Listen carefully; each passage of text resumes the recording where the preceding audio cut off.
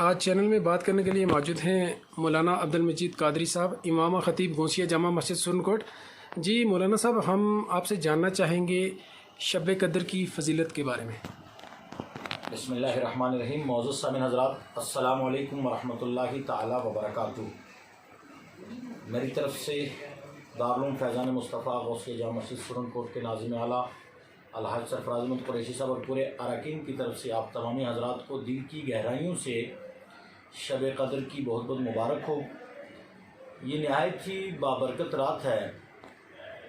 اللہ رب العزت قرآن عظیم میں ارشاد فرماتا ہے، انا انزلناہ فی لیلۃ القدر وما ادراک ما لیلۃ القدر لیلۃ القدر خیر من الف شہر، کہ بے شک ہم نے لیلۃ القدر میں نازل کیا، اور تم کیا جانو کہ لیلۃ القدر کیا ہے؟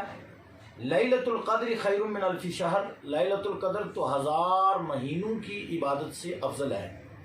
تنزل الملائکۃ والروح فیہا باذن ربہم من کل امر، اس میں فرشتے اور جبرائیل علیہ السلام نازل ہوتے ہیں آسمان سے، من کل امر، ہر ایک معاملے کے لیے۔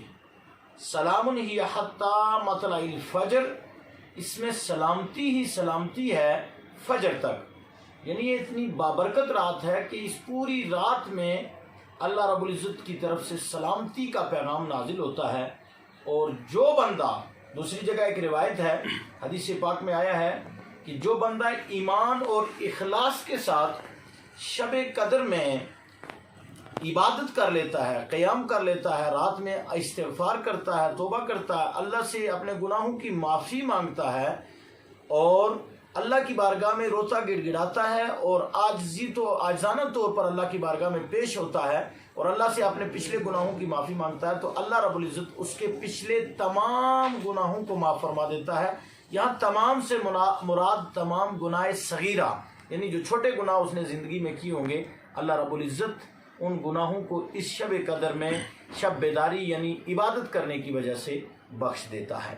لہٰذا شب قدر کی بڑی فضیلت ہے۔ اگر میں اس کی تفصیل میں مزید جاؤں تو لمبی بات ہو جائے گی۔ بہرحال میں نے قرآن کی ایک پوری سورت پڑھ کر کے آپ کے سامعین کے جو ہے گوش گزار کی ہے، اس پر آپ عمل کریں، شب بیداری کریں، اور شب بیداری کرنے سے پہلے بھی آپ یہ کر لیں کہ اگر کسی کے ساتھ آپ کی ناراضگی ہو اس کو راضی کریں، کسی کے ساتھ آپ کی زیادتی ہو اس سے معافی مانگیں، اللہ کی رضا کے لیے دل صاف کریں، حسد سے کینے ناراضگی ہو اس کو راضی کریں، کسی کے ساتھ آپ کی زیادتی ہو اس سے معافی مانگیں، اللہ کی رضا کے لیے دل صاف کریں، حسد سے، کینے سے، بغض سے، اس طرح کی بیماریوں سے ہمارا دل پاک ہونا چاہیے۔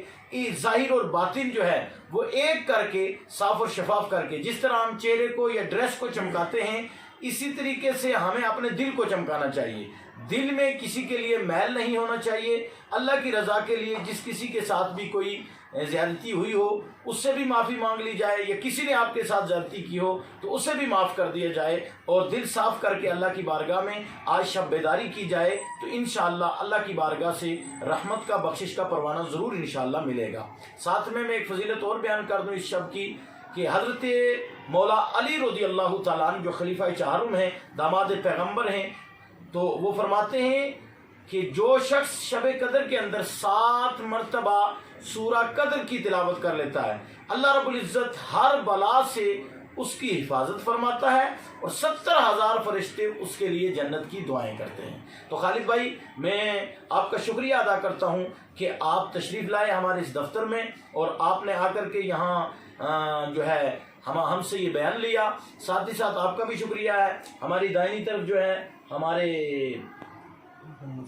محمد شفایت بھائی ہیں، اور بائیں طرف جو ہے اپنے رضوان بھائی ہیں۔ میں ان کو بھی مبارکبادی دیتا ہوں۔ یہ نوجوان ہیں الحمدللہ، لیکن اللہ کا لاکھ شکر ہے کہ یہ 5 وقتہ نماز پڑھتے ہیں۔ میرا پیغام رہے گا، نمازوں کی بھی پابندی کرو، روزوں کی پابندی کرو، دعائیں مانگو، قرآن کی تلاوت کرو، اچھائیوں کی کوشش کرو، منشیات جو ہے اس سے بچیں۔ اور ایڈمنسٹریشن کو بھی میں مبارکبادی دینا چاہوں گا کہ وہ شب قدر کو ہماری طرف سے مبارکبادی بھی قبول کریں، اور ضرور ہمارا شب قدر میں ہر طریقے کا کوآپریٹ کریں، چاہے وہ ایس ڈی ایم صاحبہ ہوں، یا تحصیلدار صاحب ہوں، ڈی ایس پی صاحب ہوں، ایس ایچ او صاحب ہوں، یا جو بھی ڈپارٹمنٹس ہیں، میں سب کو کہوں گا کوآپریٹ بھی کریے گا، اور ہم انشاءاللہ آپ کو دعاؤں میں یاد رکھیں گے، آپ ہمیں دعاؤں میں یاد رکھیے گا۔ شکریہ، السلام علیکم۔